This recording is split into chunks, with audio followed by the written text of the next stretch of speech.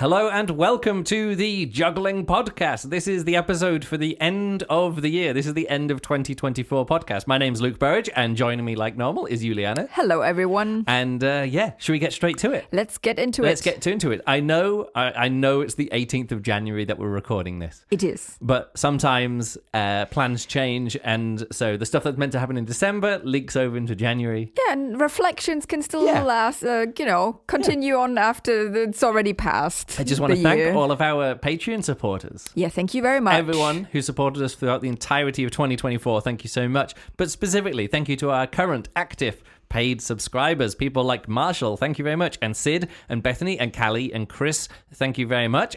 Danny, Flo, Hendrik, Joel, Matt, and those are all our higher level. And then now down to the £5 or €5 per month people as well. Thank you very much to Jeremy and Yuli and Juliana Kunzendorf. Why are you still supporting me? I still do. And Kathy, who's my mother, and Keith and Mark and Meryl and Michael and Rafa and Statist. And the mysterious Mark. So thank you very much to all our top Patreon supporters. After that, thanks to everyone who supports us at the $1 or £1 or €1 or That's also great. Singaporean thank you so dollar. Much. Whatever it is. So thank you very much there as well. Oh, look, there's Bo as well. He supports us here. Oh, thank you very much, Bo. So let's get into it. End of last year, our last podcast was right at the end of November. Was it? We didn't do one for December. Well, no, cause we were planning this. This is the December. Ooh. This is the December podcast. Oops. Like I say, we talked about glow juggling and light shows and things like that. We were very busy. Yeah, we did that, and then immediately off the back of that, we organised and hosted the Fight Night Combat European Championships. Yes, we did. So we invited 20-something jugglers, or however many jugglers who were staying over here. Many. Really, really good fun. Yeah. We actually had 3 tournaments this time. Yeah.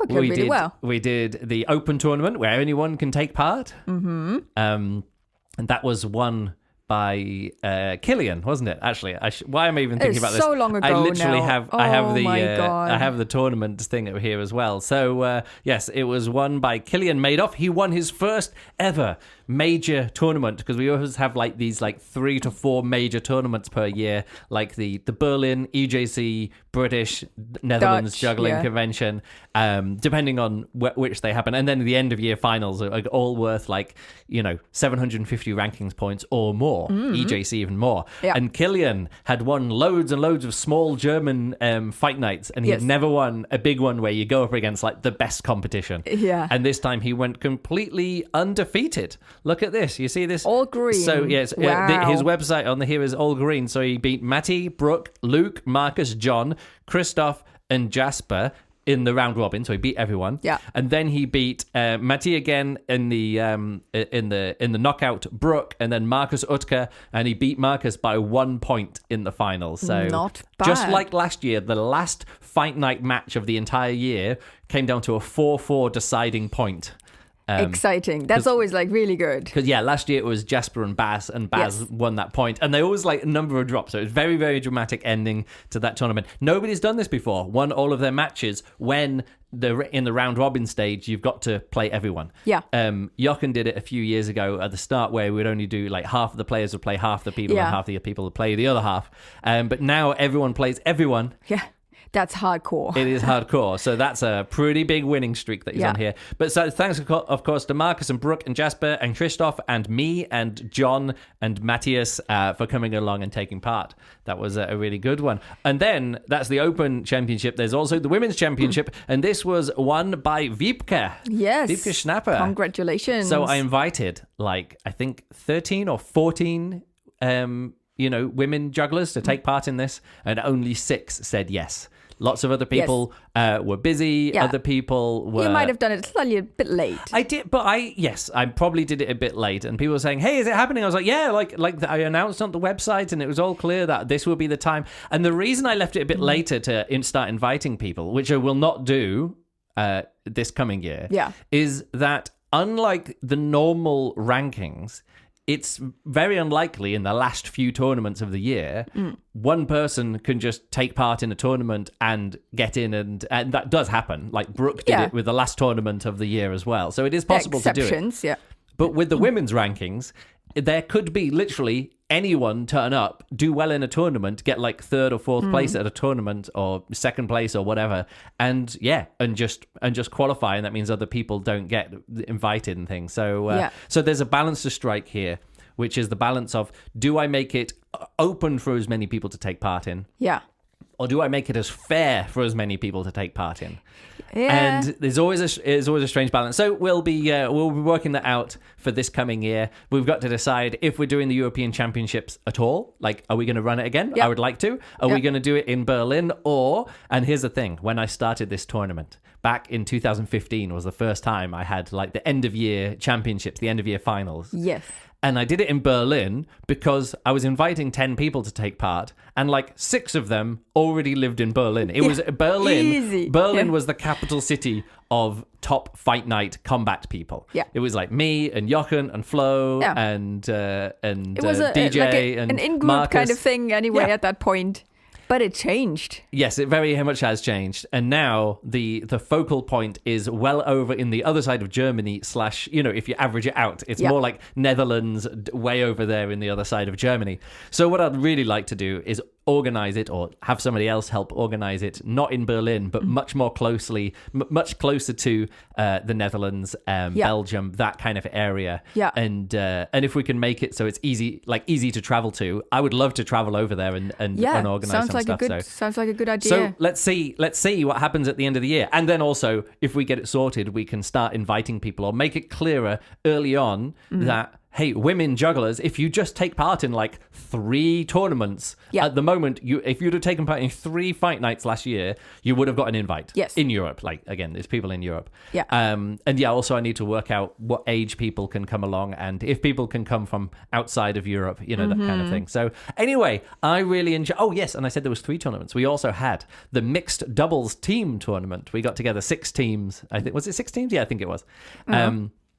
And we had a mixed doubles, and that was won by Killian and Wiebke. They actually teamed up together and pretty much dominated. Yes. It was me. Kind of proving the point. Yeah, me and Clarissa got second there, but it was a pretty distant second actually compared to those guys who but it was fun, play wasn't combat. it? It was So I think it's a fun format. Yeah, so thanks to Wiebke and Lena Dung, who got second place in the women's fight night championship. Really good, yeah. She beat Isabel. Isabel went unbeaten in the round robins round, so she's done this 3 years in a row now. I know. I really want her to. She's to obviously win. one of the best. Yes, she's obviously the favorite. She's so good. Or after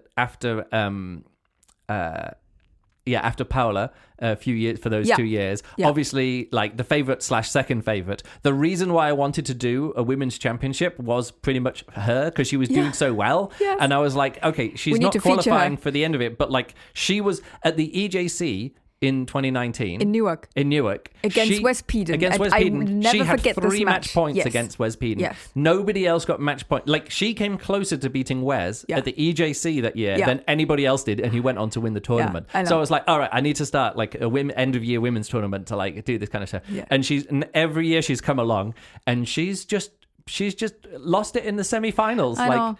And it's a real pity that she just, I don't know. Again, it happens. Some people just like, it just clicks. That's 3 years in a row. I expected to see her at least in the finals. Yeah. And she hasn't made it. But we're still rooting for her. She's going to get it one day. But yeah, that means the final was, it was pretty one-sided for Wiebke. So she's doing really well there as well. Well deserved. Yes. So who are the others you stopped? Oh yeah, Lena, Meryl, Clarissa, and Kat. So thanks very much. Very much for coming. Yeah, for coming over. All right, let's wrap that up again. Yes. Next year. Oh no! I just want to say, because the Fight Night Combat is one of the big things that I organise every year, putting a lot of effort into this. Yeah. And thanks again to all the Patreon supporters for funding the website and the continuing organisation of this kind of stuff. Yeah. So we had 42 tournaments last year. That's not true. There was more than that. But so far, I've entered the results for 42 tournaments. I just got results for another tournament from last year, which was put in a safe place, so safe that it was lost. Yeah, a winter is passing. It's winter. That's not long ago. No, winter in New Zealand. This is a tournament from June, and I just got the results through this now. Awesome. It's not like that's to say you put the results somewhere safe. So safe. Everybody's done that before. Find it. So yes, 42 tournaments counted. Actually, 43.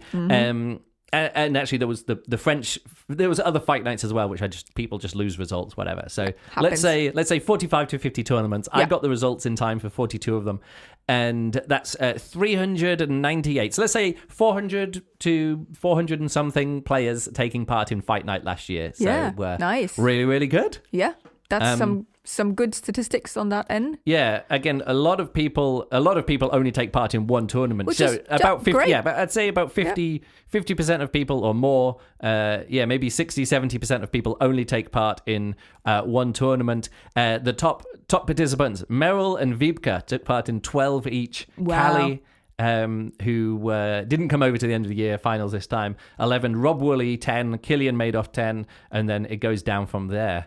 Nice. I don't know where I am here. Either way, I managed to finish the end of year number 7. Yeah, not bad. Picked up a lot of my points, half my points from TurboFest, which was very handy. Yeah, because you went there. Yeah. And there was only 2 other European jugglers in the whole place. And you organized it, but I think it wasn't quite as big of a... No, I mean, it's always like TurboFest every year has been a 500 tournament, or has been for the last few years. Yeah. Like if you see here, so yeah, it's always been, it's 1, 2, 3, 4, 5 times it's run, and it's always been a 500 tournament. So it's not like I was like, hey, I'm going to, boost my points. Either way, it's really cool.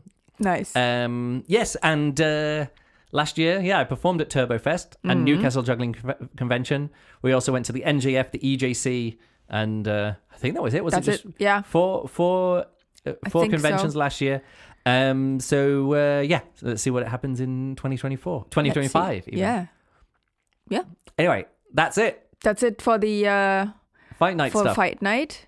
And let's close those things down. That was kind of the end of Well, no. November, Then I spent a week on the aftermath of that, yes. and making videos and uploading stuff and closing out the year fight night style. And then came the voting. So I posted the voting video, left it open for I think 8 days or 9 days. About a week. Yeah. Just over a week. And yes, lots of voting for the top. Now we're talking, of course, about the top 40 jugglers of the year. Yes, the next big end of year project. My other big end of year project, which has been running. Since 2003. Yes, Since 1 2003. second. You ask me another question, and I'm going to take my jump off because I'm getting a bit warm here. Okay, go take your jump off. Anyway, it's a long-running project, and I think every year there's people who see this for the very first time. Oh, yes. And sometimes I think people don't understand for how long this has been running. Yeah, but here's the thing. And I make it clear in the voting video for the people who watch it, which is that this isn't ever something for people who don't know it exists and they're watching it for the first time or taking part for the first time. Sure, you can put your votes in, but really it's for people. And I just got some messages from someone who was just saying, sending me a message, oh, the list isn't very good. There's loads of people on there who aren't coming up with their own stuff and they're only just doing what other people do. And they're not the best jugglers. And I was like, who did you vote for? Oh, I didn't vote. I was like, all right. Yep. And I literally said, let's chat again in 2 years' time, once you've gone through 2 cycles of voting and being unhappy with the list or whatever. Mm-hmm. I said, and I said goodbye. And then he carried on chatting. And I was like, look, you can keep talking to me about how it's wrong or how it isn't good and how jugglers aren't worth anything. And it's a joke that jugglers aren't. And I was like, and I'll chat with you in 2 years' time. Yeah. And that's it. People can say all kinds of things. Yeah, so I put this up. And of course, there was a bit of vote stuffing this year. But again, it's quite easy to control. One person almost did too well. Okay. No, they didn't do too well.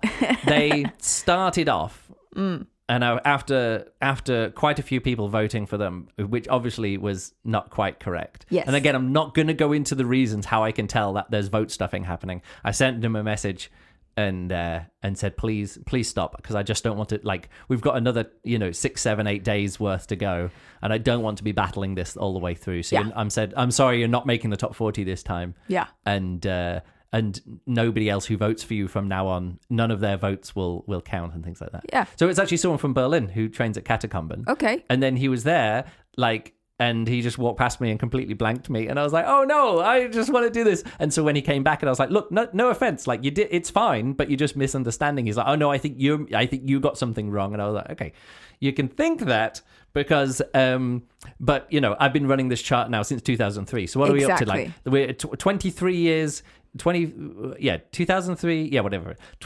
I've been doing this for 22 years. This is the 22nd or 23rd time. I'm not going to do the math in my head that I've been doing this. So I already know what the correct way of doing it is. And he's like, oh, I think you're a bit wrong about it. And that's my opinion. I was like, okay, could be your opinion. Either way, it's fine. Like, again, I've got no problem with someone doing this. Yeah. But he did say, oh, I think it's okay. He said, I only messaged around about 50 people to vote for me. Again, completely misunderstanding that if you message 50 people to vote for you and 50 people vote for you, it means that you're what would 50 votes have got you this time? Yeah, you'd be in the top 15 or something like that this year. Yeah. And if everybody asked 50 people to vote for them and 50 people, it means that it doesn't mean anything anymore. Like, it's not. So again, I have got no problem. And there were a few other people who obviously had either them or other people working the system and trying to get as many people to vote for them as possible. Yeah. And it's okay that happens, but those votes don't get counted. Again, I'm not going to say why I can tell it's happening. Actually, I will say this one. And I think I mentioned this before. Oh, we talked about this. Yes, but I'm just saying, just want to say is that everybody who thinks they can do this, they don't care about the top 40 juggling as I do. Or if they do, they want to get on it. Nobody else who they're trying to get to vote for them cares as much that there is a good job happening here as I do. And that's always what it comes down to. It's this quote, I think it's from Penn and Teller. They say, well, how do you fool us? How do you keep fooling us? Like, how do you keep coming up with tricks and stuff? And the reply is always, oh no, what it comes down to is we're going to work a lot harder at this than you think we are. Yeah. So you say, what? You mean if they do a stunt with a truck, they're like, oh, they completely rebuilt a truck from the ground up to not be a real truck, but to look exactly like a real truck, but then they can drive out or do a stunt with a truck. It's like, nobody would ever spend that much time and money and effort to make a truck which looks indistinguishable from a real truck, and they do. So we did spend $280,000 on that truck, and it took 6 months to do it. It's like, well, how could you ever put them? And that's the thing. That's what it comes down to, is that when it comes down to voting and vote stuffing and vote counting, I will always care more about everyone who is voting and all of that than anybody else who is. I will put more time into all of it, of checking the votes and checking that people who are voting are genuine, than anybody who is trying to get onto the chart by asking people to vote for them. I will always put more energy and time and effort into it than anybody else will be able to. And I think what happens is that people put too much weight on I want to be on the top 40. Yes. And this is not how this works. People, the community votes for you. Yeah. And that is not done by you saying, hey, vote for me. This is done No. But none of these people are doing that. And I totally understand. But here's the thing. Getting somebody onto the chart becomes a project for some people. It can, which is fine, but that isn't the way to get onto the chart. I don't ever want people to get onto the chart, and this is fine because again, some people have huge followings. So Joe Conquest, a Teton juggler, he sent to me a message and say, "Oh, I'm a bit concerned for this because I've got like 250,000 followers, and every time I put out a video, it gets 1 million views or something." You know, he's cracked the algorithms. I wouldn't say he's cracked the algorithms. He does like the coolest juggling. Absolutely. He's great. I voted for him last year. I didn't vote for him. But he's also, and this is the same thing as well, like Joe Showers and other people who have like these millions of followers or hundreds of thousands of followers, if they just said, hey, everyone go and vote for me, it kind of breaks the system. Yeah. And that's why now he just said, hey, he just posted a story today and it's sort of like, oh, I made it onto the chart again. Thanks to everyone who voted for me. And he put it underneath. It is something for the juggling community. It's for jugglers to vote for other jugglers. Yeah. So if you missed it, that's fine. Like, again, it's totally fine. And so that is the issue, is that like, and I said this in the voting video, like if you can't name 10 jugglers who are your favorite jugglers, this is not for you. So let's just leave it at that. And I want you to tell me who you voted for. Oh, you knew I was going to be asking for this. No, I didn't, because you didn't tell me. But you said you had some questions about it. Yes, I asked about some statistics, not you asking me who I voted, but I'm prepared because I have a list that goes back for now until 2020. Oh, I see. And so it's an ongoing list. Every year I put down the jugglers I voted for. So 2024, I voted for Yes. Katrin Wagner. Wait a second, 1 second. I'm going to look at my list as well. Oh, actually, I realize I'm looking down on my phone. You are not prepared. No, I wanted to see who I voted for and if our lists coincide at all. Okay, go for it. Okay, Katrin Wagner. I also voted for her. Is it because we're friends with her? No, because I think she does some really fun. Here's the thing. I voted for Juggling. her because she's my friend. Yeah. And that is a completely valid reason to vote for Good. someone. I mean, she's also my friend. She's also your friend, But I think yeah. she is just doing some really cool stuff. Okay, next up. Mark Williams. I also voted for Mark. Yes. I mostly voted for him because he does cool hoop stuff. But also, I met him at the EJC and that's it's a really It's nice also guy. it's fun to hang out with people as well. Yes, absolutely. He also he gave me a sweet, so that you can count. Nice. That can be counted as some, Fernanda Sumano. Okay. Again, for EJC show stuff. Oh, just general. I like her as she's a bubbly Two hoop jugglers in a two row. hoop Go for it. jugglers. I have no problem with that. Yeah. I think it's totally fine. Daniela Palitkova. Okay, cool. I like her club Her and journey is smooth so good. flow and she's in Berlin and I think she's a cool juggler. Yep. Luke Burridge. You voted for me. I voted for you. Did you Wow. vote for yourself? I did not. Some people vote for themselves. Norby votes himself every year. And also that guy who trains at Catacomban who was trying to get himself. He also voted for himself. Good on you. Yeah.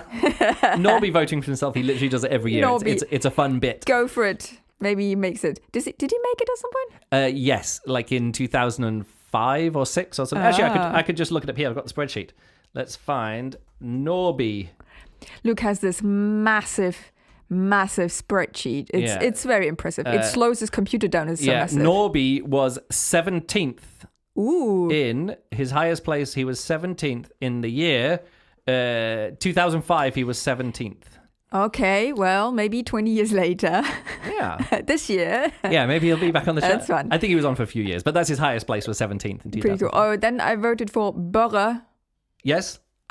Because also I met him and I think he's doing some fun stuff. And you like his with 100 days of club juggling and club triangles. juggling and just cool. And then I voted for R2 Latinen. Yes, good pick. You know, my list might be slightly hoop and ring. Yeah, it's fine. But and then I voted for Amron Rosval. Good call. One of the things I just really was so impressed was the video he put out. Okay. What it was. Should we just talk about that now? Sin Umbra. Should we just talk about that now? Sin Umbra, yeah. Yeah. Should we talk about so that? So good. All right. I thought we talked about this when we got to him, but we both voted for him. So yes, here's the thing. Best video of the year. Not only the best video of the year, it's like the best juggling of the last 2 or 3 years.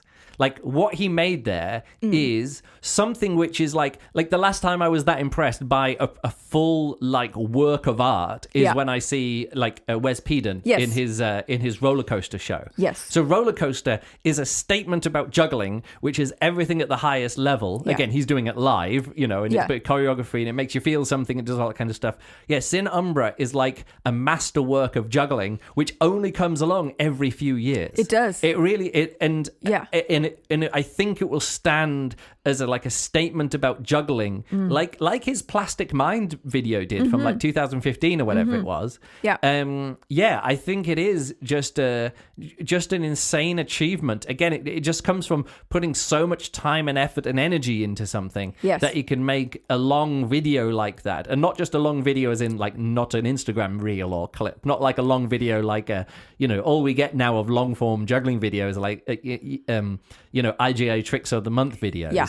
Here is actually proper long form. Yes. Anyway, we chatted about it. He said he wasn't sure what reaction he would get. He thought it would be too long. And I said, no, it's the opposite. The juggling world is longing for something which is that good and that long form. The last time we had that was literally whatever the last Wes Peden video was from a few years ago. Yeah. It's also what is so noticeable. It is just not so fleeting and passing. Yeah. Like it is something where you can feel and see, and just in every aspect of a video, that there has been thought put into it. Yeah. Like everything, video, the cinematography, the music, the editing, the what goes in. And here's the thing: when it goes in. This is why last year, I put out that video, which is like the 20 years of club juggling movies. Yes. The 20 years of club juggling short films on YouTube or the internet or wherever it came from. And it was to highlight the kind of lack of statements about juggling, full statements about what juggling or a juggler can be. That is so well wrapped up in club juggling, like films club juggling, like the shape, like clubs are like the perfect geometric shape to film. Like they look so much better on camera than they often do live. Yes. In a way that isn't true of sometimes with balls and rings. You know, I don't know what I'm trying to say here. Yeah, because balls are always going to look like a point in space. Yeah. And the club, because of the shape. I'm just saying there's so much more. But anyway, I talked about that and also, in the podcast we did about that. I think. Yes, we did. Yeah. But also, I think the craft that goes into a longer video is a different one to just film tricks. Yeah. You know, and it has to be planned. Yeah, so I put out this video back in the year. Actually, let me just bring it up here. I guess if I go like this, click my videos, I can see when did I post the 20 years of club juggling videos. Wait. Cash for tricks. Maybe I've posted 30 videos since then. Oh yeah, here it is. We did a podcast about it in May. So 20 years of club juggling videos. So I posted that in May. Little did I know Amaran was working on something which would fit straight in here. Yeah. Do you know what I mean? It's a bit longer than all those other videos. You could just add it to the video. And I didn't include in that like Wes Peden long form videos or segments from the long form videos, but that would be in there. And I'm like, great. Like because there was that peak of, 2012 to 2018 where like there was lots of these videos coming out, like cameras were accessible enough. YouTube was big enough. And then again, so anyway, a bit of a diversion into Sin Umbra by Amaran and why we voted for him. But and this is, I remember when, we met each other in 2011 and that then the era that you just talked about fit perfectly in. So I experienced all these like videos that would literally make people come together as friends and sit and watch juggling videos as an evening entertainment. Yeah. And we haven't done that for 10 years. Because it's just not been that, not being done so much anymore. All right, let's get through your list. Because I don't want this to go on too long. My next, but anyway, I was impressed by that. The next one is Sophia Altmans. Mm-hmm. And I voted for her because I like her juggling. She's my friend. And she's a good Instagram follower as well. She is. She does fun stuff. She just came up with a new routine. And I really want to see that live. And the last one is Bo Juggler.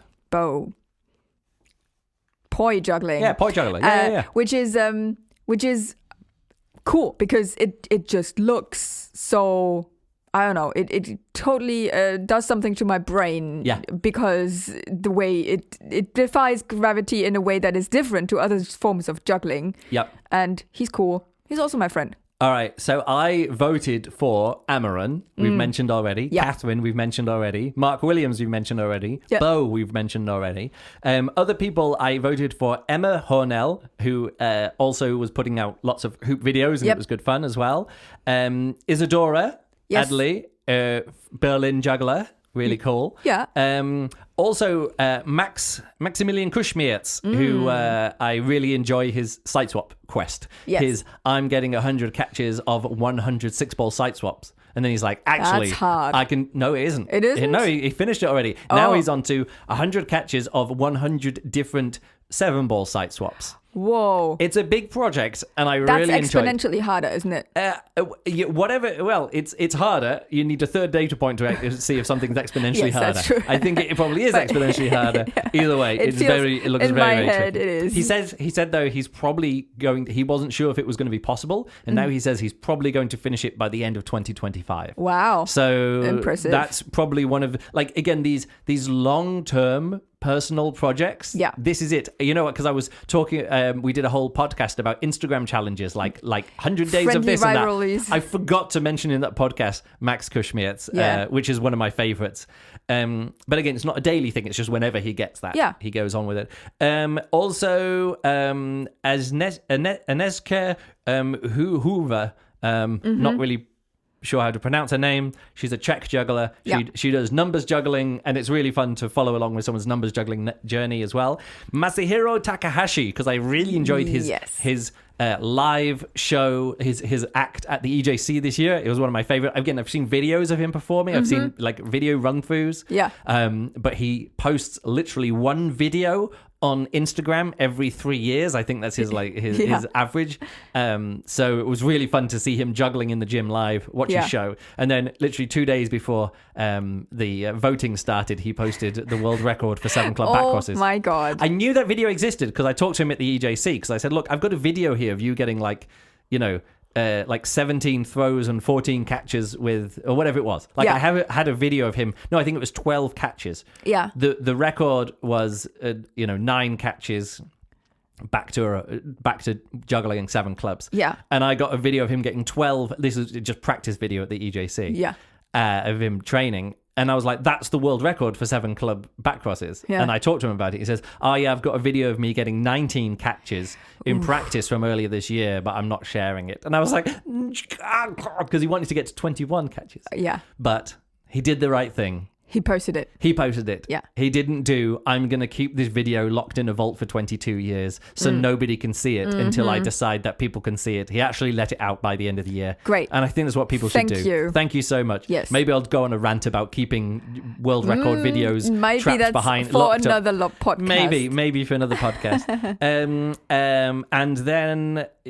then Alice Lombardi, who I really enjoy some of her foot juggling stuff this year. And she made it onto the list. She did make it onto the list. Now, here's the thing. I wasn't sure who to vote for. Yeah. I was thinking I might vote for her, but I couldn't vote for her because my vote would have been the vote that would decided that she was going to make it onto the chart and a few other people might not. And last year, I accidentally did this. I accidentally voted for Sophia Altmans, and she made it onto the chart. And then there was like 7 other people that if I'd have voted for them instead of her, so I made like this little video about some of the people who didn't quite make it onto the chart. But So this year I waited until it, and I actually did it properly, and I was going to vote for Tom Whitfield, and then I was like, no, if I now vote for Tom Whitfield, I'm going to knock somebody else. Like my vote would have been that, like, that decided, it would have been the tie-breaking vote. So in the end, it turns out that I could vote for Alice Lombardi, and it didn't make a difference. She was already on there by the different tie breaks, because it's not just about it's not just about who gets the most votes, because at that point, that curve that goes off, that long tail curve, we're in that long tail.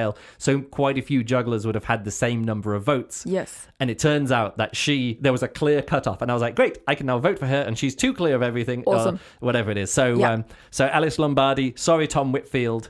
Next year. You would have been on this year. There was, again, that you were one of like 5 other jugglers that if I'd have voted for you instead of somebody else, I would have influenced who makes it onto the chart and where people land on the chart. And I like to vote for people and to have as minimal direct well, no, I don't mind if people have the same amount of votes and I vote for them and then they're like 21st instead of 22nd or something. That's fine. Yes. But I don't want to have the deciding vote between who's number 1 and number 2 and also who's number 41, 42, 43 and who's at 40. So that's what I try and do. That makes sense. So those are my votes. Okay. And voting continued and then voting closed and I had the list. Nice. And then I was like, it's time to start working. And then I had a last-minute gig. Well, not a last-minute gig. I had a gig that I flew to the Caribbean, and I was like, yeah, and on the way there, on the plane, I'm going to do this kind of work. Oh, yeah? Did that happen? It did. I actually did. I selected all of the Jugglers' videos and which clips from each, or which one of people's Instagram videos would be featured on the final video. Yeah. So I watched through and reviewed all 40 Jugglers, as much of the Instagram videos, because I went through and downloaded before I went on that trip. I went through and downloaded loads of Instagram videos from each person, like the ones which have the most number of views, the ones that I remember, the ones that I recognize, and things that look appealing. Yes. So yeah, collecting. So what do you think? Like what do you think? How long does this take you? Like how much time do you? That was like about 2 days work to go through and make sure I had enough videos of everyone downloaded onto my laptop that I could go through and start doing video editing. Yeah. And I did it, but it just turns out it's difficult because there I am in the Caribbean. I'm visiting places I've never visited before. So every day I've got to get up and I'm going to go for a walk and come back. And it's just I know it's weird to say this, like 15 years ago when I started this, or like I was traveling by myself, and I'd have a project, and I'd just go and start, and I wouldn't have internet. Like, I'd have to buy the internet in 20-minute chunks, or whatever, or 200 megabyte chunks, or whatever it is. So I'd be in Antarctica for 9 days, or like 9-day trip across to Antarctica, 9 sea days in a row, wasn't getting off the ship, was, looking at stuff, and also not having continuous internet access. Yeah. And I would get so much shit done. I'd be younger, have more energy. Yep. I wrote like 4 novels working on cruise ships, 4 or 5 different novels. Working on video projects, working on training, all this kind of loads of music stuff. Yeah. And these days, I think I'm just a bit older, and all the ships have like Starlink internet now. Yes. And you're just on the ship and you're just connected to the internet all the time. And I was like, oh, right, this is what it's like. Like that period of time in my life where I could just get on a ship and just work. And it's not that I'm distracted by the internet. No. It's just, it's much more difficult for me now. Like when I'm on a ship, I'm working on my show. I'm working on training. I'm working on other bits and pieces, other projects. And you go out visiting the places. Yeah, and I go out on bike rides. I go to the gym. Again, I did these things before, but just, it's a bit... And then I had that new Christmas, I had the New Year's gig. That was the other last minute one. So I didn't even... Like at the beginning of December, I didn't even know that I was having these gigs. I thought, I'll do the voting then. And then I've got...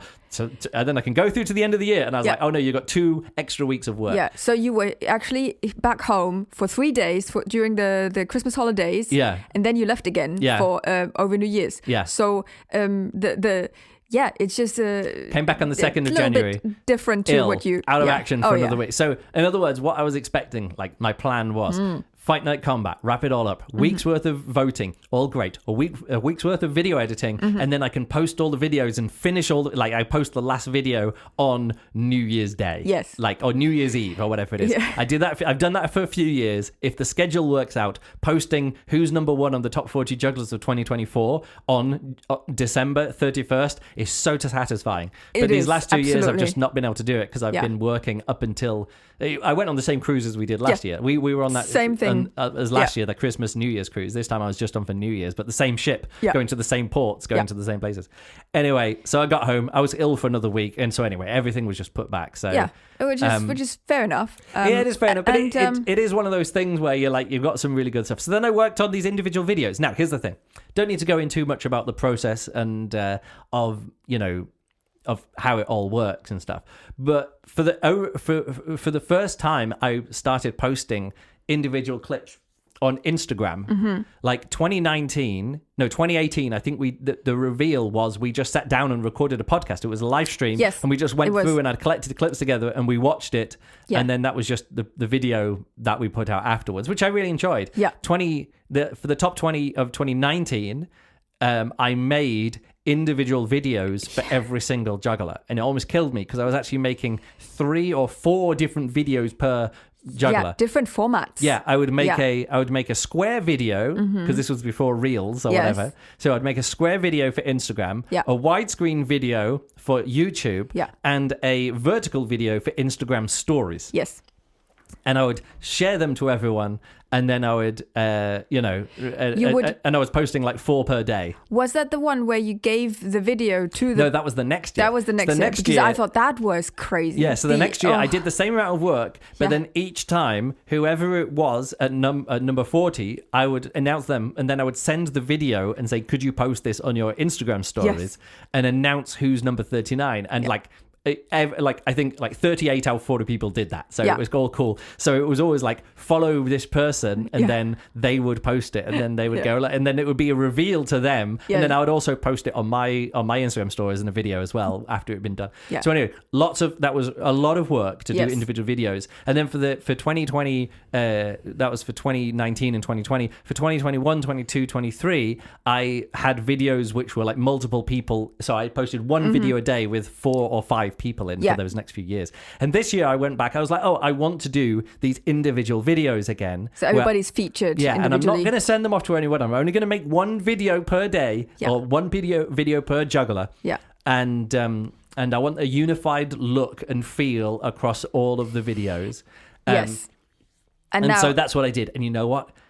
there's this new thing. I say it's new, but since 2020, when I was posting since 2020, when I was posting the 2020 Jugglers, where individual people were doing it. Yes. There, you could tag people in it. Now, you can collaborate on posts or collaborate on Reels. Instagram. Yes. On Instagram. Yeah. So what I did is I posted it, and the first one, which was Alice Lombardi, and I could invite her to be a collaborator on it. Yeah. Which means that it then appears on her timeline as a reel. Yeah. And I think this time, out of the 40 Jugglers that I posted and invited to be a collaborator, one person had collaboration turned off, so they didn't get in. And then there was like 4 people or 5 people who didn't. So let's say 35 people collaborated with me or accepted the collaboration to be, for this post to be on their timeline, as on their reel to go out to their Instagram followers. Yes. And it's so fun to do that for me. Yeah. Maybe for other people. Don't care about other people. For me, it was so good because then they would have all their followers posting and saying, congratulations, oh, this is fantastic, or lots of stuff in Spanish or other languages that I don't understand. Yes. And I would get notifications about all of those, and I could sort them out. I could sort them, of like only show me the comments, and that's all I was doing. I was like, I don't care if someone's following me or who's liking, because these videos are getting like hundreds, 400, 500, 600 likes per video, some of them. And it would go out to 2 lots of audience. Yeah. And and it was just so nice to see the outpouring of yay from everybody. And yes, you did it. And so many people were like, oh, it's been a like I've always wanted to be. I never thought I'd be in the top 40 this year. Yes. And people were saying, oh, it's so great, it's a highlight of the year. And I got to see. And then also I get notifications with lots of people who would go through and individually thank everybody who said yay to them. Yes. And it's just, I don't know, it's so just nice. over the last week, I've just had this massive influx of just hundreds and hundreds of positive comments about people just enjoying the journey and congratulating and being happy for each other. Yeah. That it made me feel more connected to a lot of these jugglers than I have before. Because again, I would post it, send them a video, they would post it, but then I wouldn't get notifications about everyone who's put a heart on their video or liked their whatever, And what happens is you kind of make it their own. Like because there's this new sharing feature with the collaboration, it becomes their own and their achievement. And then you can participate, and you kind of, it's like like getting the soap, when you're the, we're not going to explain what the soap is, but it's just for people who know. But it's just so nice, and I always thought like, okay, how long are you going to continue doing this? Because like the top 40 jugglers. Top 40 jugglers, because for me, some years and some times that you are being hit with a lot of other unpleasant things that I think like, oh, why you keep doing this? What do you mean unpleasant things? No, just like the work you put in, and sometimes the comments, and sometimes the way that people just look. Here's the thing. Talk about it. Here's the thing. It makes it so hard. I find it very, very easy to delete negative comments. Yeah, good. And it's so easy for me to do that. All I do is delete the comment and block the person. Not always block the person. Sometimes it's that someone doesn't realize that they're being negative. Yeah. Or if they say something, they don't realize that, hey, it's not just me seeing this. It could be like the person who you're posting about sees this. Yeah. So it's super easy for me to delete it. And there have been like in total 4 comments which like this year, which were like either nasty or unkind comments. Yeah. Plus another 5 people who are like, oh, I don't like the video effects that you put on the videos. Or something like that. And you know what? The people who are like, oh, I don't like the video effect. Okay. I just delete their comments. Yeah. It's super easy for me not to let negativity either get to me. And you're like, oh, if you're deleting it, it shows that you're getting to me. It's like, no, I don't want people to look on YouTube, watch the whole video, and then look down and see any negativity in the comments under my video. That's totally fine. And I don't want anybody to be posting and then someone to put something sexist under the video. Again, a single sexist comment this year that I deleted, and hopefully the person who it was about didn't even see it. This is why I wanted to say this comment. Again, and let me know. Hundreds and hundreds and hundreds and hundreds of positive ones, thousands of likes, and 5 negative comments. I'm not talking about this year. Yeah. this year has been very pleasant for me to experience as well. Right. Previous years were a bit harder for me to see. Yeah. And then I was wondering how long you're going to do it. This year I thought, okay. No, but I can't believe you think how long I'm going to do it. Because again, the good, the positive benefits, the joy that people get having... And this year was really great. Like, for example, just to say, years ago, I listened to a podcast, which was a podcast which only ran for like 3 episodes. It was called the Miss Six podcast, or Skip Six podcast. Okay. And Mark Williams was on an episode because it was like a New Zealand-based juggling podcast. Yeah. And they brought Mark on, and they were talking about top 40 jugglers, and he was like, "Oh yeah, when Luke showed the spreadsheet, or he showed like the results or something of that year, and to show how I saw my name, and my name was like 46 or something like that. He actually spotted it as I was scrolling down, and it showed the top 40, and then like however many people were just like off the bottom of there when I was talking about how I do the vote counting. Yeah.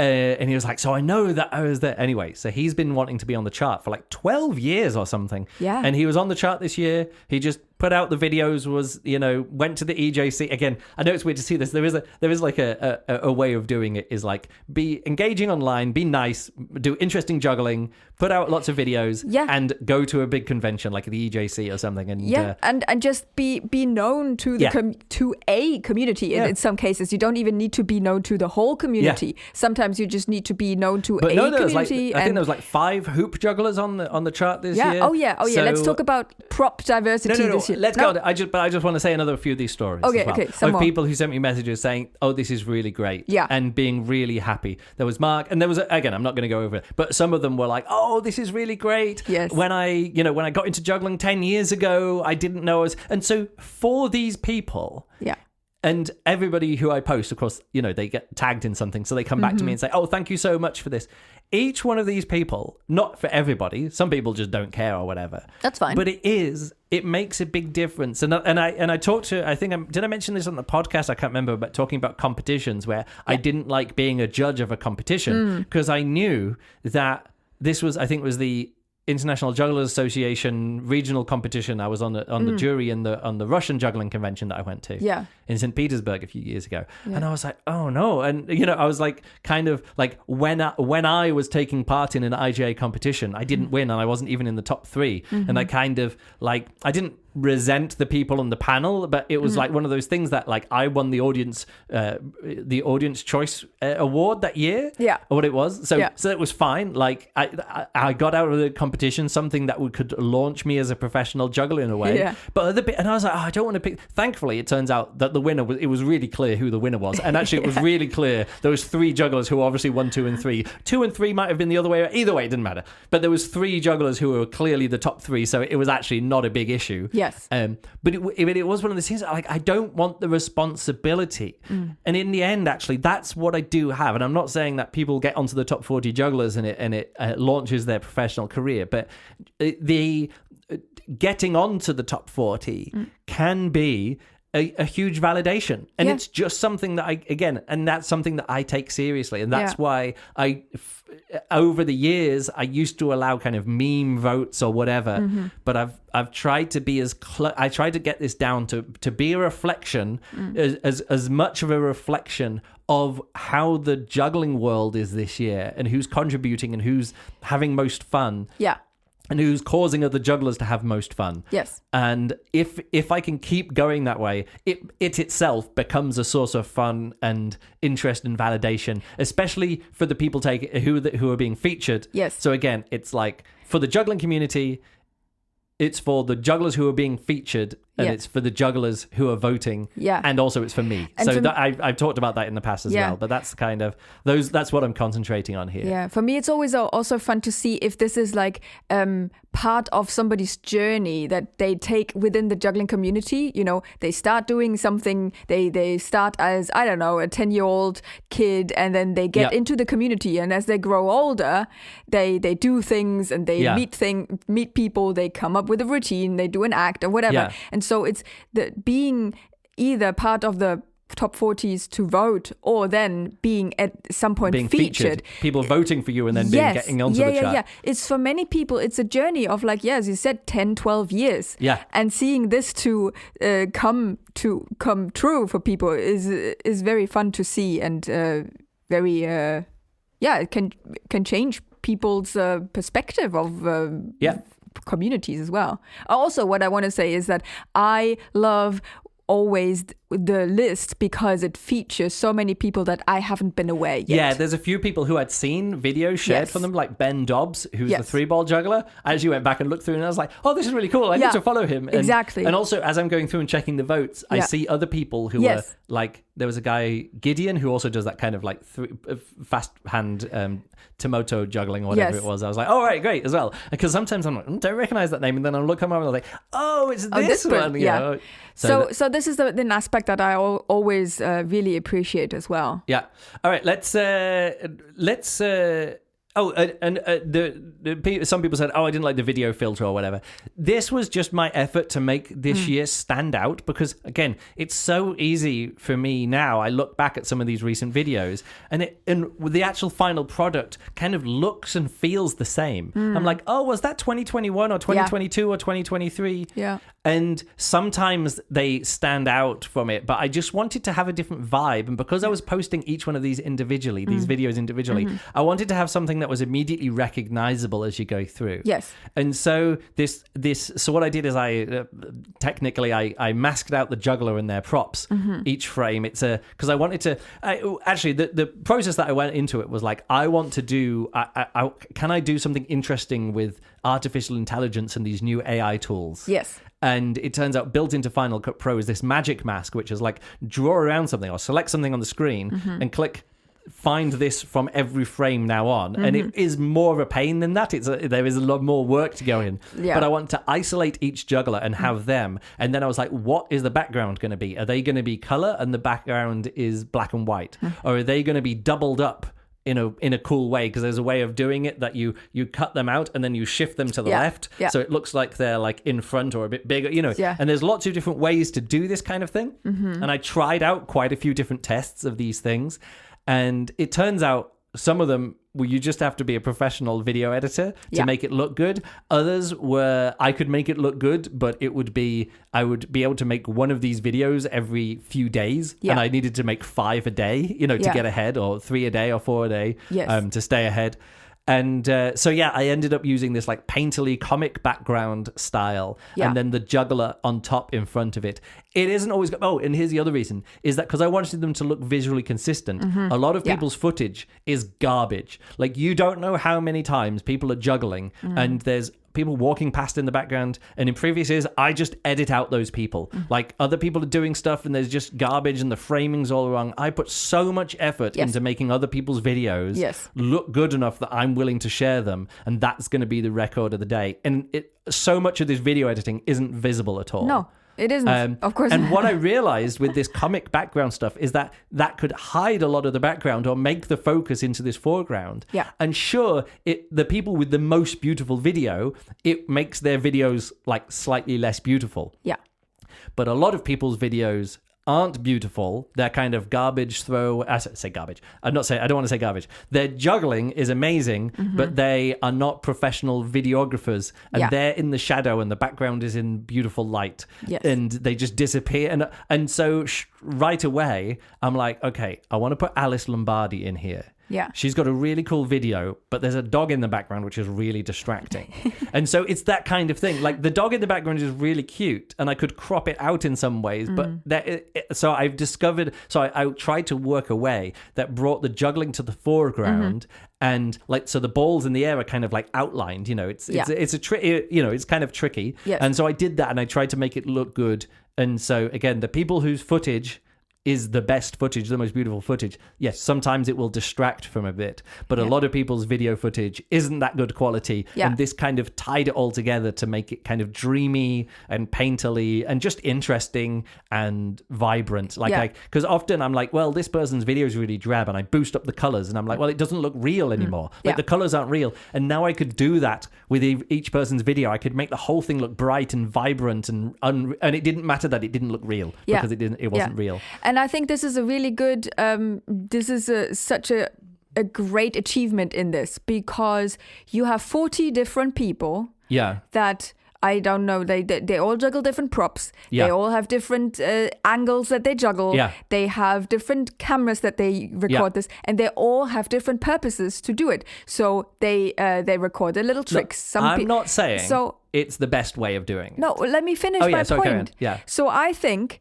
for you to take all this diverse footage and creating something new from it and make it into this cohesive product, and I think the AI background is noticeable that it is AI, and I don't think the background is anything to focus on. Yeah, well, the background isn't so much AI, but it is kind of a filter. It is a filter setting, which you can call AI. It's more like find the subject in each frame. That's the AI step. But again, it's AI with a lot of hand-holding by Luke. Yes. Anyway, I want to say I think the video effect, the comic painterly background effect is like 90% successful. Yeah. Again, and if I'd have spent twice as much time on it, I could have made it 95% successful. Yeah. So I'm happy. In the end, I was like, look, this has got to do. And there were most people that would be spending time like drawing over props to make them stand out. And that worked out. And then it got to Daniel Lysenko with his like 13 rings. I'm like, fuck it. It's impossible.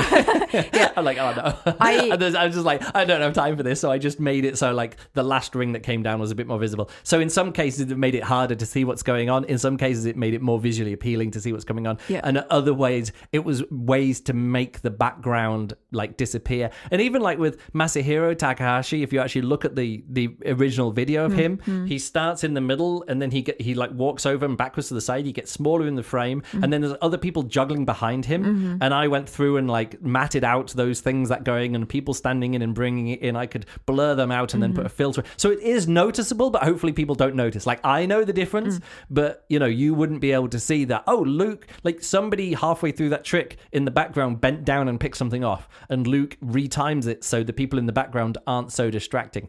And that's the effort that I put into it. Yeah. And people go, oh, you just put a filter on it. I'm like, exactly. A little bit more than just putting a filter on each thing. And I want to just quickly put one more spotlight on something I know that not a lot of people will in any way care or even notice. Yeah. But I know, and I want to give you some shout out for it. That?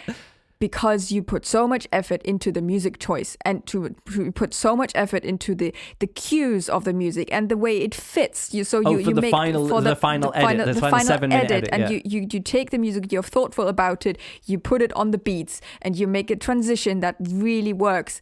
And for me, that is so amazing. And I know not so, but it's one of those things that people shouldn't notice and won't notice, but it makes such a big difference. Yeah, like you were saying, oh, that transition didn't work. Yes. And I was like, oh, I can grab this. And you're like, oh, the music there's. I'm like, no, this isn't just, again, I'm using these music tracks from Epidemic Sound, which is, I paid money for it last year because because before then I've written music for myself, like I've written music myself or used, the free music library on YouTube. And last year I was like, oh, I can just like test out this video library stuff. And it was good. I got a month's free trial and then paid audio library? Yeah, it's an audio library, but it's like a sound library. And so I wanted to last year I wanted to focus on the music being really fun and cool and edited. And this year I was like, now I can do that for free. I can't do it for free. Thank you very much for our Patreon supporters for paying for Epidemic Sound for a year. But I still had the thing. And I'm going to leave it for now for another year because I will hopefully this year use the music, because I thought I'd make more videos last year than I did. But yeah, just like, again, just working with that, for me, that's second nature, and I do put a lot of time and effort into it. And again, like you say, if people don't notice it, I'm doing a really good job. Yes. But when people are like, hey, this music's really cool, what's it from? And I'm like, yeah, it's from a sound library for cool music.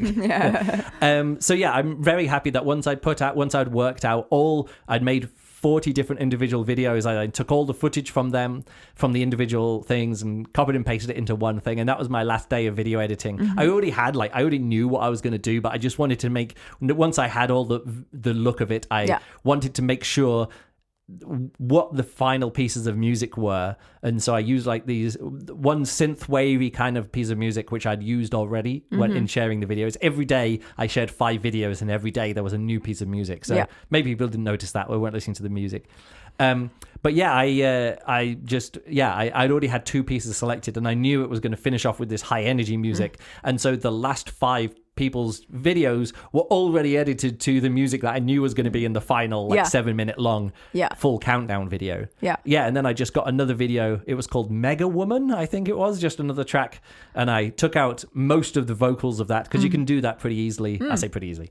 There's ways to do that with the Epidemic Sound. You download the stems, which is sort of like one track with just the bass, one track with just the drums, one track with the keyboards or mids, and then one track with the melody. Way you needed. Yeah, but then the melody could be like a electronic melody, and it could be a vocal melody. So I swapped around some different melodies. So it was I really enjoyed the music at the end, and hopefully it's music that you could just enjoy and listen to. But again, I just pay money for it. Yeah, that's the key thing for this, is like just pay the money and you get the tools that you need. So thank you very much for the Patreon supporters for letting me spend money on this kind of stuff. Yeah. Right, we've been going an hour, but I don't mind going a little bit longer because I want to just go through some questions. You said you had some statistics questions. Yes. But first, I just want to say thanks to the people who were on in 2023 who didn't make it. 2023? Yeah. Sophia, these are people who left the chart. Sophia, Sarah Noel, who was on the chart for 1 or 2 years in total. Yeah. Lewis Kennedy was on the chart last year. I think it was because he had made that juggling documentary. Yeah. Jay Gilligan has now been on the chart 19 years, but not this year. So he's now equal with Wes Peden for being on the chart for 19 years in total. Dominic Laterra, Yosuke Matsumoto, Francisco Contreras, who was the Diabolist in the EJC Gala show, Matthias Alarcon, who was actually Matty, who came to over to the fight night, Larry Kostanen, Kaylin Myers, Matten Pressberg, Simeon Graham, Tom Whitfield, Carlos Serrato, who's he's someone like Tom. If I'd have voted for him, he almost made it onto the chart as well. And Wyatt Davis, who was on the chart for 1 year. So those are the people who left the chart this year. New on the chart this year, I can look by just saying here who was on the chart for 1 year. Alice Lombardi, at 40. 39 was Kevin Nitavita. Yes. Just realised I don't think I've ever said his second name out loud before. New on the chart. Takehiro Nageoka, he's someone who has like 1 million views on each one of his videos as well. He's the guy in the green jumper, the Japanese guy in the green jumper who does like cup stacking stuff as well. Yes. Duo stuff, really really nice. Mark Williams, Hooper from New Zealand. Yeah. Who's this person? Ben Dobbs. Yes. Juggler. Aileen Cabral, who's a hoop juggler from I don't know. Actually, I don't know where she's from. I should have looked up. And then Antoine Jacot, he's the guy who has a club with a drone attached to it. He performed in the gala show. He was the first actor of the gala show. Yes. Which I didn't see, but I really enjoyed his. I really enjoyed his juggling really creative, on Instagram. Really good. And half of his act was really good, and the other half just like technically it didn't work. So we all just sat in the dark for 6 minutes while they worked out the fans and stuff. I didn't enjoy that part. I didn't enjoy the sitting in the dark for 6 minutes part of his act. But once the act started, I really enjoyed it. Yeah. But I consider the sitting in the dark for 6 minutes part of his act and hold it against him. I don't. Hold it against the EJC show team. Then we have Alejandra Parada, who is a devil sticker. She was one of the 7 jugglers who almost made it onto the chart last year. Oh, she was one who was like 40 in my head, 41 on the chart last year. She did. She got to number 21. Has Devil Stick been on the chart before? Yes, Marcus Furtner was on the chart. Okay, one other person. Marcus Furtner. Let's just do a quick test here. Marcus Furtner was on the chart in. What's that? 3, 4, 5, 6, 7. So in 2007, he was on the chart. He was number 31 on the chart in 2007. So there you go. Yeah. She is the second devil sticker, or primarily devil sticker. I'm sure other people who have done devil sticker have been on the chart before. Where did I get up to there? That was Alejandra. And then the top new entry on the chart was Daniel Lysenko. Yes. Who did 13 rings. It turns out you've got to juggle the highest number of objects ever. Except one person did it years ago, but kept the video secret for 22 years. Yes. Not that I'm bitter. Can't believe it. You know, I remember... No, this is not the place. This is now we are talking about new entries. Re-entries onto the chart. People who've been on before. Amaron Rosval was number 6. He put out a video in 2015 called Plastic Mind. Everyone loved it so much. He managed to get to 6. And what he did, he put out... That was a short video. It was like 8 minutes long. Yeah. And now he put out a video which just 5 times as long and just as awesome in so many ways. And he managed to get to number 2. So he was last on the chart in 2019. And he's taken 4 years off the chart. And in those 4 years, He got a new kidney. He got a new camera. He got a 3D printer. Knew everything. He's a new man. Wow. And he gets up to second on the chart as well. And Pretty then, cool. last year, Spencer Androli was a number 1. He's down at number 4. Masahiro Takahashi. I put out that little video before, like the little hype videos, and now pre-announcing that video. And so what I was actually going to do that about a different juggler. I was actually going to do that because I was the joke was that I was going to say I was going to get all that clips of me saying it's not about who's the best juggler. Yes. It's about who's the most it's about who's the most creative or whatever. So it's not about who's the best juggler or whatever. And what I was actually going to do is edit in clips like flashes, like I did these little flashes of clips from Amaran's Sin Umbra video, right? So it's not about who's the best juggler technically; it's about who's the best, more the creative. And I was gonna, and it would have been funny. And then just as literally, I was already working on that. I already had that idea in my head. And I'm like, the next video I'm gonna do is this like a cut of me saying it's not about who's the best juggler. Video kind of it's thing. not about who's technically the best. It's not. There is no one objective measure of who is the best juggler technically. And then as that was in my head, and I had already had the project open. Masahiro released a video of him doing 19 catches of 7 club back crosses, and I was like, "Oh, this is way funnier." It's way funnier. Like the mixed message, Luke is conflicted. Like, are we voting for the best juggler? And in the end, we did, and it turns out it wasn't Masahiro. It was Kaito Tanioka. To be honest, his juggling is at a different level than so many other people, and he puts out lots of videos, and we saw him training at the EJC. So again, it's that kind of thing. Yeah. So Bo is down a few places. Spencer, and so I think you wanted to talk about like that the balance of the chart as well. I wanted to ask first about the prop diversity because I think in comparison to last year, it feels a bit more different props represented. Kind of. Here's the thing: there was this year a Diaboloist.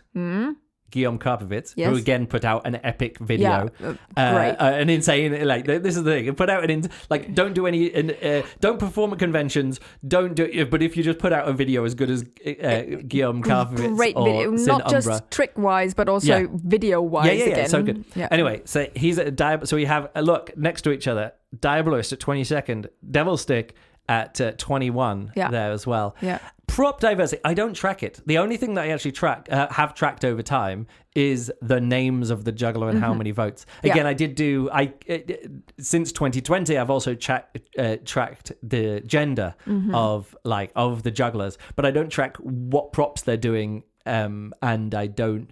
If this was a database, I could do that more easily. It's not a database. It's an Excel spreadsheet that I made in 2009.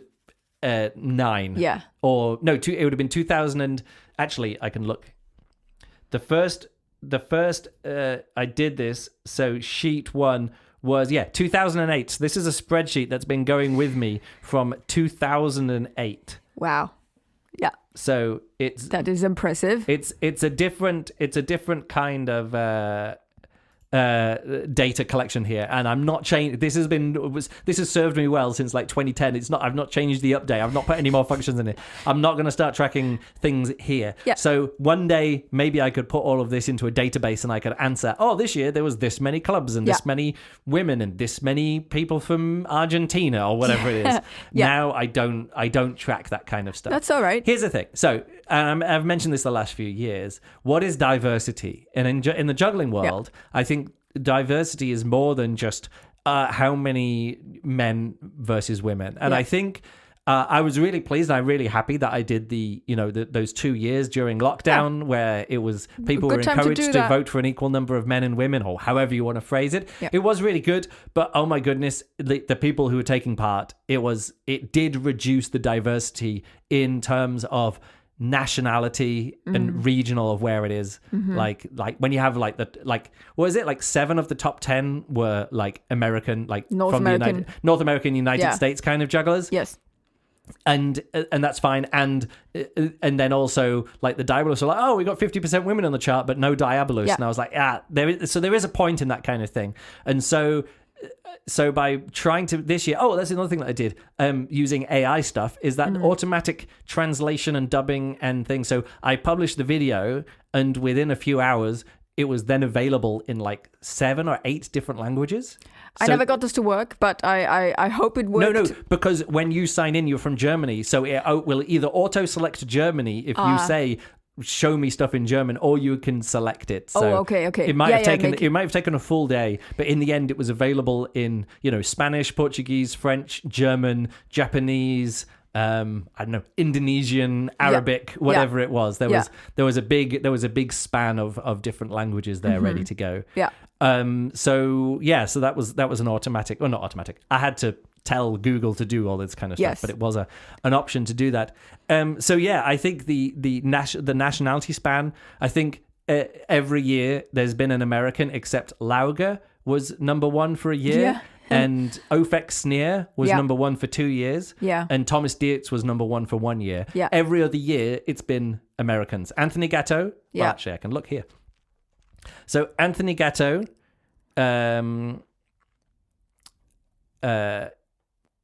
Jason Garfield, Wes Peden, Spencer Androli, and Delaney Bayliss. Yeah. Those are our number 1s so far. And then for 1 year, Lauger, for 1 year, Thomas Dietz, and for 2 years, Ofek. Mm-hmm. And so now we have, once again, back to the number 1, a non-USA, non-American. Yes. So that's interesting. Yes. Again, I'm not saying it's good. I'm just saying having a little bit of diversity. Yeah. That in the top. Few more Japanese jugglers. Yeah, Japanese and European. So you've got Japan, Latin Sweden, America, Japan, South America, France, Germany, Norway, Valentin. I think he's from Argentina.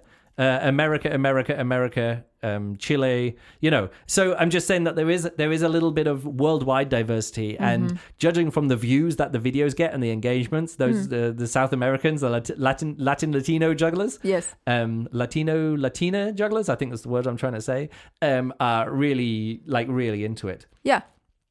The person who has the fewest views on their Instagram post, Alice Lombardi, got 15,000, and then there's lots of 8s, 9, 10, 7,000. The person who has the fewest views is me. I have under 5,000 views, and the reason for that is that I'm the only one who shared that video. You can't collaborate with anyone. It's a non-collaboration. Yeah. So and I got loads of followers. Again, I'd have to actually look. I'd have to look at the things as well, like follows. I was getting, every hour. So I've had 1, 2, 3, 4, 5, 6, 7, 8, 9, 10, 11, 12. So I've had like 12 new followers in the last 3 hours. Okay. So my follower account has been good for my follow account. But hopefully other people, some other people who also I've been discovered sharing with, Yeah. Hopefully other people will get, all these other jugglers will get more followers. If 15,000 people are watching the video. Yeah. Oh god, a lot of people in the chat have more Instagram followers than me, so I'm not like boosting them too much. I'm just saying it's a fun little metric. Yeah. And I did make a note. Someone else asked me a question here, which is, who was the highest new entry? Daniel Lysenko. So that was the one question that I had from some comments. I have 2 more. 2 more questions. How many people voted in total? Or can you tell, or is there do you have a rough, you don't need to have too concrete, but like just roughly so we know how many people. I'm going to say the number of genuine voters who I counted this year was about 380. Okay. So it's a bit less than last year, which was like over 400, and about in line with 2021, 2022 voting. Okay. 2020 was like a big jump up from before, and others as well. So it goes up and down, but generally 380 is like the lowest number of genuine voters since. Well, 2021 was 383. So roughly. Again, there was many more voters on top of that. In total, there was probably like 450, 500 comments. Yeah. A lot of those votes were discarded, and I'm not going to go into why. Mm-hmm. It's pretty obvious. What people who look through the votes will work out why some people who got a lot of mentions in the comments didn't make it onto the chart. And again, I've got no problem with that. Yes. This is not a democracy. This is a popularity contest run by me. Yeah. So thanks for everyone who's taking part. And that's like in total, that's 3,451 votes cast, kind of, in total. Cool. Which is in line with the last few years. of total votes. No, that can't be right. It might be right. I don't know how I might have calculated these votes differently over the years. Yeah. Either way, anyway, lots of votes. And for how many people? How many people were the minimum number of votes you had to get was 1 vote or 0.5, but the reason why people get 0.5 votes is different. Yes. 632 different jugglers got a vote. That's cool. So well done to 632 jugglers for convincing at least one person to vote for you at least once. That's cool. 632 people were one person's at least top 10 juggler of the year. That's or just great. A good mate of somebody. Yeah, awesome. I like that. These were my two right, I think more that's questions. Yeah. We've been going a while, an hour and 15 minutes on this topic. Yeah. Coming up next, I'm really excited for the next juggling for the next juggling podcast because I'm going to be sharing one of my big plans for this year. To hopefully get some people excited.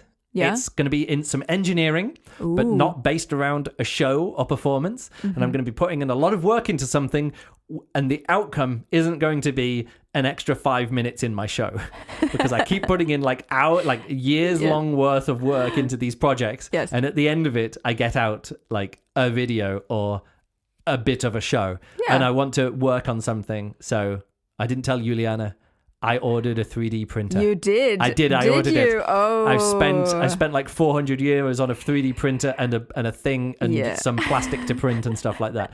So where are you going to put that? Well, for now it's going to go there. While I'm getting it all set up, it's going to go in the corner of the office here. Okay. The old timey printer that it's going to sit next to our paper printer. We're going to have a plastic 3D printer sitting next to the paper printer, which I use for printing out tournament draws for Grand Slam tennis tournaments. It's a good printer so far. I'm very impressed with it. Laser printer. That's how we run Fight Night Combat. All of the organizing. It all happens because of that printer. Laser printer. Yeah. Okay. So the next podcast, I'll be breaking down some of the ideas that I have for this. Amazing. For this. I was going to say year-long project. If it's really successful, it might only last a few months. But either way, you never know. If it's successful in just a few months, I might extend it out for a year and to see what I can achieve in a year. Right. That's it. That'll be our January podcast episode, which we might record in February. Either way, I want to get to it soon because I want to get maybe next week. Next week sounds good. Yeah, maybe next week. Yeah, because I want to get a record of this at the start of the project. Makes sense. If you know what I mean. I want to lay out the groundwork. So maybe this coming week or next week or whenever. Depending, maybe when the printer arrives and then we. No, I want to do it before then. The printer's going to arrive in like 2 weeks' time. So whatever. Okay. Well, that works. Then okay, let's do it. We'll work it out. Yeah. No, we're just doing a juggling podcast production meeting. Yeah, during we do. Podcast. That happens. Thank you so much to all our Patreon supporters, and thank you so much to everyone who voted in the chart. Yes. And again, thanks for all the kind comments, not just on my videos, but like on other people's videos. On everybody's. And the fun. It's made it so much fun to do this year. Yeah. And again, you're like, I don't know how you put up with the bad comments. No, I just delete them. It's totally fine. This year has been really again, if there's hundreds and hundreds of positive comments and like 6 negative comments. They outweigh. Like the positivity outweighs everything else. And I just delete the non-positive comments. Right, that's it for me. Thanks a lot for listening, and we'll catch you next time. Goodbye.